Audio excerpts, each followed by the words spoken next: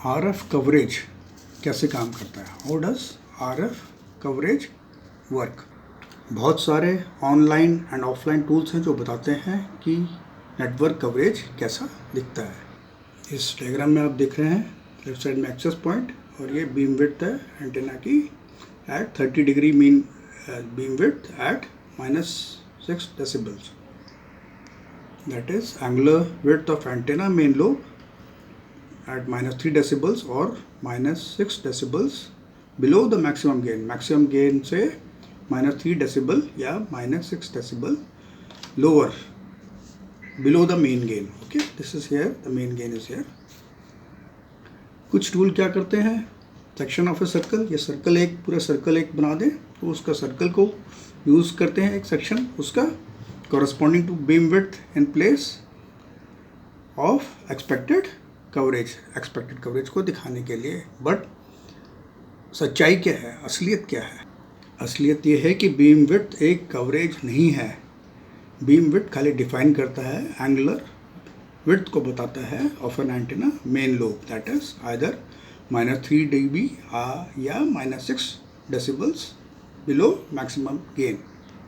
चाहे बेशक ही beam width और कवरेज आपस में एक दूसरे से जुड़े हुए हों, बट ये एक ह्यूज ओवर सिंप्लीफिकेशन है, बहुत ज़्यादा सिंप्लीफाइड है एक वर्जन। ठीक है, कि अगर हम बोलें कि दोनों के दोनों एक ही चीज़ है, beam width is not coverage.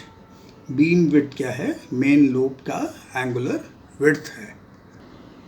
किसी बीम विड्थ का नॉलेज हमें बताता है पॉइंट टू पॉइंट लिंक्स को कैसे अलाइन किया जाए और डिसाइड कैसे किया जाए कि किस एप्लीकेशन के लिए एंटीना कामयाब है।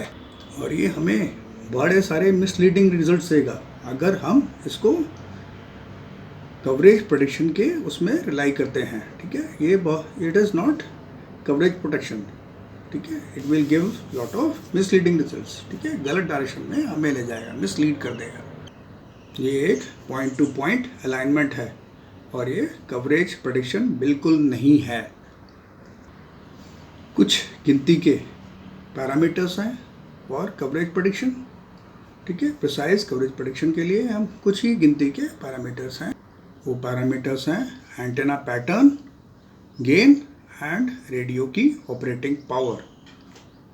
नेक्स्ट है tower height, antenna size, map की एक्यूरेसी और रास्ते में आने वाले obstacles. And final is down tilt, कितना हम एंटेना को नीचे की तरफ दिशा में टिल्ट करते हैं, नीचे की तरफ बेंड करते हैं, that is down tilt of antenna.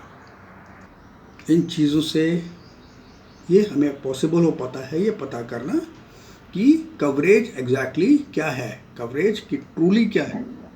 Okay, एक कंटिन्यूस इमेज है सिग्नल स्ट्रेंथ की इन ए पर्टिकुलर एरिया। सिग्नल के स्ट्रेंथ की एक इमेज है एक पर्टिकुलर एरिया में। इसको हम ऐसे समझें कि अगर हम टॉर्च को, ठीक है, अगर हम ज़मीन पे इसको फोकस करते हैं तो हमें जो फ्लैश लाइट को ज़मीन पे फोकस करने पे जो इमेज मिलती है जो ज़मीन पे बन रही है उसको कवरेज बोला जाता है। इसको और डीपली समझ लेते हैं। जो स्पॉटलाइट जो ग्राउंड पे पड़ रही है वो कवरेज है, और जो फ्लैश लाइट है, ओके, फ्लैश जो आ रही है उसको हम बीम व्यू करते हैं as antenna radiating visible light. Electromagnetic wave spectrum में अगर हम देखेंगे तो बीच में जो लाइट हमें नज़र आ रही है that is only visible light. Okay, ठीक है, जो बाकी जो है विजिबल लाइट के अलावा जो बाकी का जो स्पेक्ट्रम है वो हम अपनी आँखों से नहीं देख सकते। ठीक है, तो light is EM wave like radio frequency wave except at much higher frequencies. इसका मतलब है कि लाइट के अलावा जो EM वेव्स हैं जो हम अपनी आँखों से नहीं देख सकते। ठीक है, उसको जो हम विजुलाइज करना है जो है बहुत मुश्किल है हमारे लिए। इसको हम एक डायग्राम में भी देख लेते हैं। एक EM वेव का डायग्राम है तो यू कैन सी कि जो बाईं तरफ वाली बिलो 10 to the power 12 जो बाईं तरफ वाली फ्रिक्वेंसीज हैं और 10 to the power 15 से दाहिने तरफ वाली जो फ्रीक्वेंसीज हैं उनको हम अपनी आँखों से नहीं देख सकते। We can only see the frequencies that is between 10 to the power 12 to 10 to the power 15 and इसी को ही हम विजिबल लाइट बोलते हैं। यही लाइट हम देख सकते हैं अपनी आंखों से। बाकी लाइट को अगर देखना है तो we need lot of devices to see them. तो इसको स्पेक्ट्रम को अगर हमें विजुलाइज करना है तो हम RF कवरेज को कैसे विजुलाइज करेंगे? तो हम एक क्या करते हैं, उसको एक स्यूडो कलर एक ले लेते हैं। ऑलराइट, तो उसमें जो ये आप देख रहे हैं सीधा एक pillar type diagram is there. इसमें जो डार्केस्ट जो है, देखिए डार्केस्ट कलर जो देते हैं, ठीक है, उसको स्ट्रॉन्गेस्ट फ्रीक्वेंसी को जो हम डार्केस्ट कलर देते हैं, और जैसे जैसे फ्रीक्वेंसी कम हो जाती है या फिर सिग्नल वीक हो जाता है उसको हम धीरे धीरे धीरे लाइट कलर दे देते हैं। Okay, that is the way we visualise it.